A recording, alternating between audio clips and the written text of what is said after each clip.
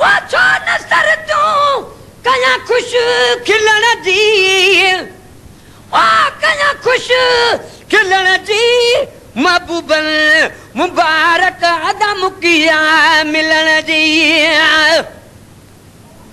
विछाया वटुन ते लख लख खतूरियूं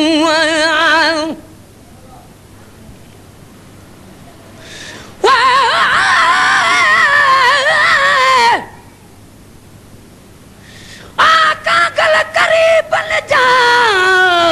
अंगण मथे अच मूं वट मूं पिरिय जूं ॻाल्हियूं करके गच हाणे मन में बर में मचज वञूं ॾामियो नहीं विछाया वटुन ते लख लख खतूरियूं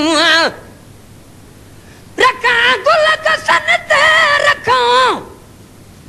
ओ गुल कसन ते जिता होत अचण जी महबूबन मुबारक साईं मुकिया मिलण जी महबूबन मुबारक मुकिया मिलण जी आंसू जे उम्मीदूं थियूं सभु सजायूं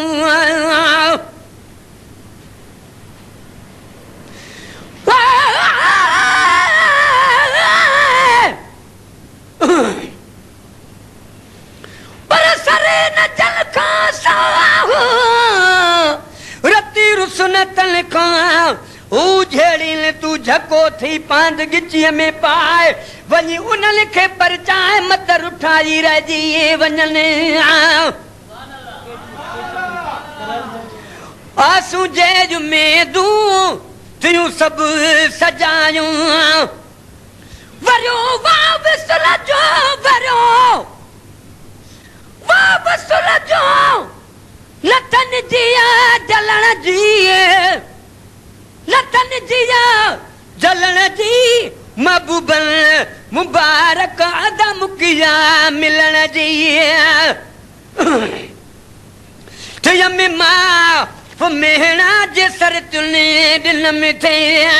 थिय में मां फुमेहणा जे सर तुने दिल में थे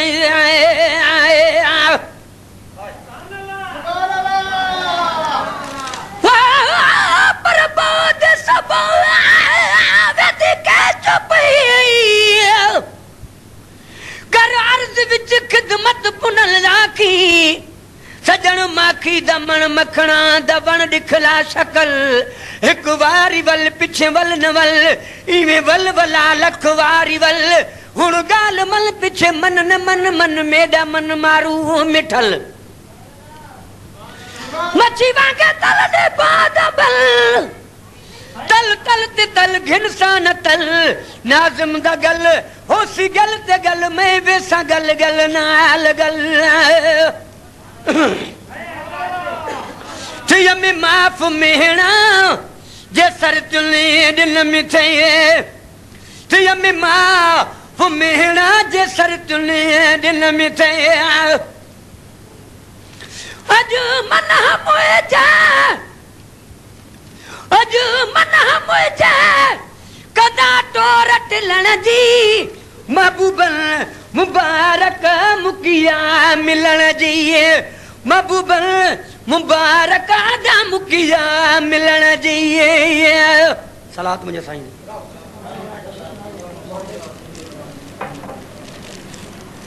लगी लो जनी के जानन से जुहेरी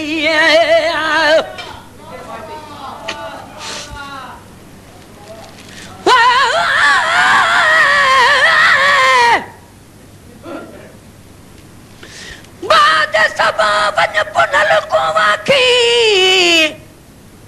जिदिया नाल रुसी दे मोया नाल तनाजे के कुछ त सोच सुची दे बाद जनाजे दुश्मन दे मुंह कुआन दिखी दे रुख दिखला चा नाज़िम को तेरी सिक विच प्या तरसी दे आए लगी लो जनी के जानन से रुहेरिया लगी लो जनी के जानन से रुहेरिया या सिक सालिह चई हाँ सिक सालिह चई नाहे का सलण जी ओ नाहे का सलण जी महबूबन मुबारक अदम किया मिलण जी महबूबन मुबारक मुकिया मिलण जी तॾहिं छो न सर तूं तॾहिं छो न सर तूं कयां ख़ुशि खिलण जी महबूबन मुबारक मुकिया मिलण जी